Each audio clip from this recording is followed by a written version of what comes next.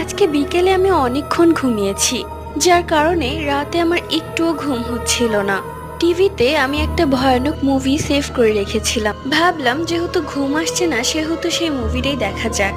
মা বাবাও ওই রুমে ঘুমাচ্ছে, তাই আমি একা বসে টিভি দেখছিলাম, লাইট অফ করা। এরই মাঝে আমার খুব জোরে ক্ষুধা পেয়ে যায়, তাই আমি রান্নাঘর থেকে খাবার গরম করে এনে তা খেতে লাগলাম। একটু পরে আমি ফ্রিজ খোলার শব্দ পাই। ঘুরে তাকিয়ে দেখি মা ফ্রিজ খুলে পানি খাচ্ছেন। আমি মাকে বললাম, ও তুমি এসেছো, ভালো হয়েছে, আমাকে একটু পানি দাও না। কিন্তু মায়ের পানি খাওয়া শেষ হলে সে বোতলটা আবারও ফ্রিজে রেখে চলে গেল।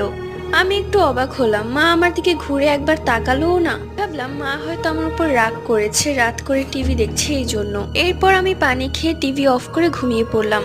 সকালবেলা মাকে বললাম, তুমি আমাকে পানি দিলে না কেন? তখন মা অবাক হয়ে বলল, কখন, আমি তো ঘুমিয়েছিলাম, উঠিনি।